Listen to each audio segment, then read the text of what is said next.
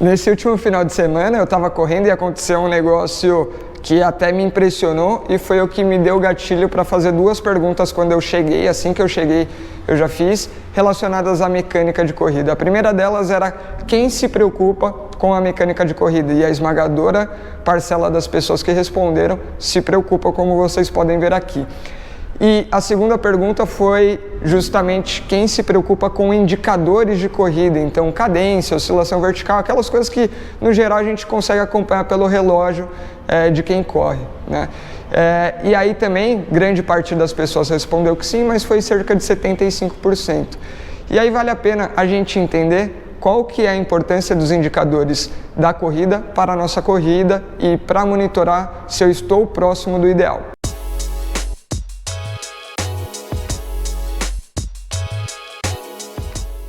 Então eu estava correndo nesse final de semana e o cara que estava correndo na minha frente foi atravessar o farol que estava verde para ele e mesmo assim quase foi atropelado, porque o carro continuou. E aí foi que veio o insight. Que bom que nada aconteceu, mas foi daí que veio o insight, porque aquele sinal de trânsito ali, ele é um indicador, ele não é uma garantia. Ele tende a mostrar que aquele é um momento oportuno para você atravessar, que quase sempre, a grande maioria das vezes, se tanto o pedestre respeitar quanto o motorista respeitar, vai dar algo bom ali, ninguém vai ser atropelado ou não vai ter nenhum acidente. Só que isso não é uma garantia, não é porque o farol fechou para o motorista e abriu para o pedestre que o motorista não vai vazar esse farol. Vai saber se ele está prestando atenção ou não, vai saber se ele está distraído ou se ele quer pegar os últimos segundos ali do farol que está mudando do verde para ele para o vermelho. Não importa o motivo, não vale a pena correr esse risco. Então, como alguém que está correndo, alguém que está andando, é claro, vale a pena ver se o farol está aberto, mas certificar olhando para os lados ali, se está vindo o carro, caso ele esteja vindo, se ele está parando, se ele está te observando também. Todos esses são fatores importantes que juntos somam para essa informação de tomar a decisão ou não de se eu vou atravessar.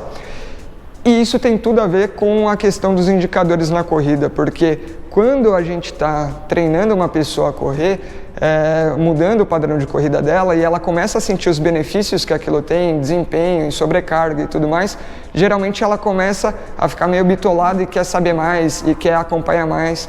E aí ela começa a acompanhar a cadência no relógio, oscilação vertical no relógio, e muitas vezes ela inverte os papéis e começa a dar mais valor para o indicador do que para a própria corrida, que é o mecanismo em si que garante a segurança e a eficiência. Então vamos pegar a cadência como exemplo.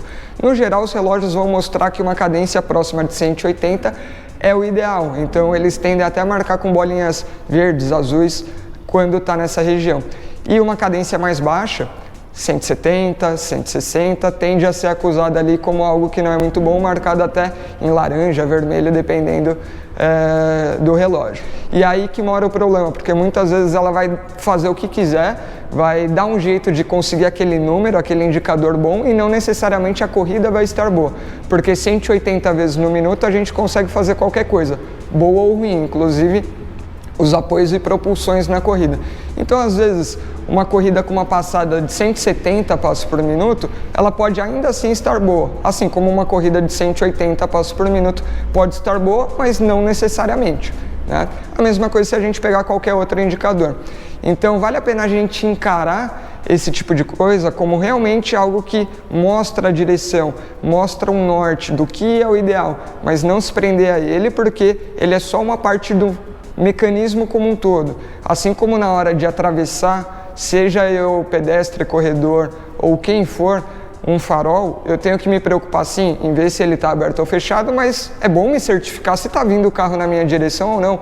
Caso esteja vindo, se o carro está parando, se o cara está me vendo ou qualquer coisa do tipo, eu aumento o número de informações aí que me dão precisão para eu tomar uma decisão de atravessar ou não, mesmo com o farol aberto para mim, porque o risco pode ser muito grande e eu posso ser atropelado.